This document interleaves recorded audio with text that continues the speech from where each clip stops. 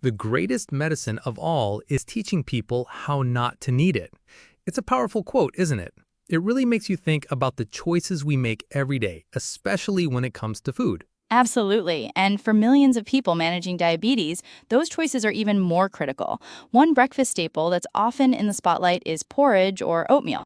It's warm, it's comforting, but the big question is it actually good for you if you have diabetes? Welcome to the Healthy Food to Eat podcast, the show that cuts through the confusion and gives you the straight facts about the food on your plate. We're not here to give you a bunch of fluff or fake stories. Our goal is to break down the science and give you practical, trustworthy information to help you make healthier choices.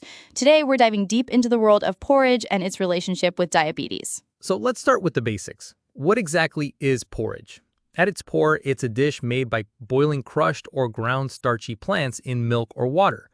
The most common type, and what we'll be focusing on today, is made from oats. Right. And when we talk about oats, we're talking about a whole grain. Whole grains are a great source of nutrients like fiber, protein, and essential minerals. For people with diabetes, the fiber content is particularly important. That's the key, isn't it? The fiber. Most of us don't get enough fiber in our diets. The recommended amount for adults is around 30 grams a day, but most people only get about 60% of that. So how does this fiber in oats help someone with diabetes? Well, oats contain a specific type of soluble fiber called beta-glucan. This is where the magic happens. Beta-glucan slows down digestion. Think of it like a traffic controller for the sugar from your food entering your bloodstream. This slow release helps to prevent those sharp spikes in blood sugar that can be so dangerous for people with diabetes. That makes a lot of sense. So it's not just about the carbs in the oats, but how quickly those carbs are broken down and absorbed. This brings us to the glycemic index, or GI. For our listeners who might not be familiar, can you give us a quick rundown? Of course. The glycemic index is a scale that ranks carbohydrate-containing foods by how much they raise your blood glucose levels. Foods with a high GI are digested and absorbed quickly, causing a rapid rise in blood sugar.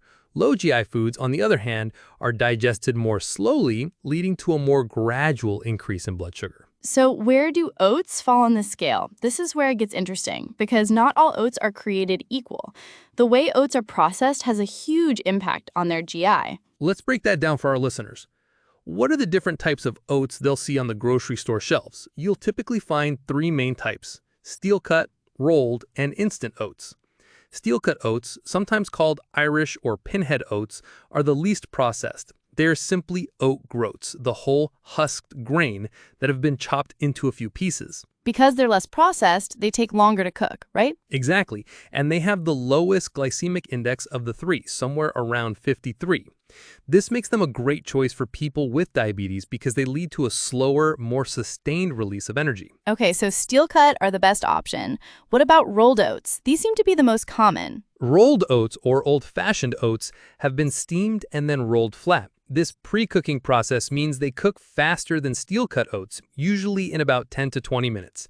Their GI is a bit higher, around 57, so they're still considered a good option. And then we have instant oats. I'm guessing by the name, these are the most processed. You got it. Instant oats are pre-cooked, dried, and rolled even thinner. They cook in a flash, but that heavy processing gives them a much higher GI, around 83. Many instant oat products also have added sugars and flavors, which you definitely want to avoid if you're managing diabetes. That's a really important point. So to recap for our listeners, if you have diabetes, reaching for steel-cut or rolled oats is a much better choice than the instant varieties. Absolutely, and it's not just about blood sugar control. Studies have shown that the beta-glucan in oats can also help lower bad LDL cholesterol and total cholesterol levels. This is a huge benefit as people with diabetes are at a higher risk for heart disease. So we've established that the right kind of porridge can be a great addition to a diabetic diet. But what about portion sizes? This is something that can trip a lot of people up. That's a crucial question. Even with a low GI food, eating too much can still cause a significant rise in blood sugar. A typical serving size of cooked oatmeal is about 1 cup, which is made from half a cup of dry oats. This will give you around 30 grams of carbohydrates. And how can our listeners visualize that portion size? A good rule of thumb for a portion of starchy food is about the amount that would fit in 2 cupped hands. It's always a good idea to measure it out at least initially to get a feel for what a proper serving looks like. Let's talk about what we're putting in our porridge. This is where a healthy breakfast can quickly turn into a sugar bomb. What are some smart toppings for someone with diabetes? You want to focus on adding things that will provide extra protein, healthy fats, and fiber, as these will further help to stabilize blood sugar. Think about adding a tablespoon or 2 of chopped nuts like almonds or walnuts, or seeds like chia or flax seeds. These add a nice crunch and are packed with nutrients. What about fruit? Fresh or frozen berries are a great choice because they're relatively low in sugar and high in antioxidants. You could also add a sprinkle of cinnamon, which not only adds flavor without sugar, but may also have a positive effect on insulin sensitivity. On the flip side, what are the toppings to avoid? Definitely steer clear of things like brown sugar, maple syrup, and honey. While they might seem like natural sweeteners, they are still simple sugars that will cause your blood sugar to spike. Also, be mindful of dried fruit, as the sugar is much more concentrated than in fresh fruit. Here's a question for our listeners to ponder.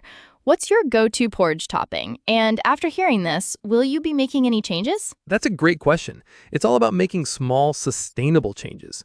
So what about how the porridge is prepared? Does that make a difference? It can.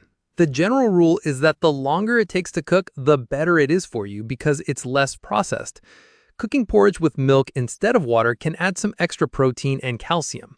If you're using milk, opting for low-fat or skim milk is a good choice to keep the saturated fat content down. We've covered a lot of ground here. Let's talk about some of the other potential benefits of eating porridge. Beyond blood sugar control and heart health, porridge can also be great for weight management. The high fiber content helps you feel full for longer, which can prevent overeating later in the day. And let's not forget about the other nutrients. Oats are a good source of important minerals like magnesium, iron, and zinc. So to bring it all together, porridge can be a fantastic breakfast for someone with diabetes, but it's all about making smart choices. Let's quickly summarize the key takeaways for our listeners. First and foremost, choose the right type of oats. Steel-cut or rolled oats are your best bet due to their lower glycemic index. Second, watch your portion sizes. A good starting point is about half a cup of dry oats, which cooks up to about 1 cup.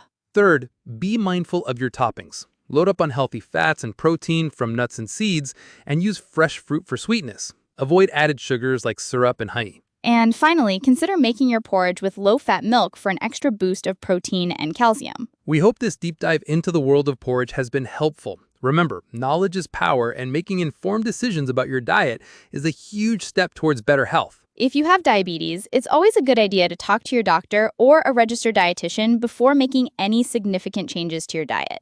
They can help you create a personalized plan that works for you. And if you enjoyed today's episode, please consider subscribing to the Healthy Food to Eat podcast so you don't miss out on our future discussions. We'd love to hear from you. What other food topics would you like us to cover? Let us know on our social media channels. Thanks for listening.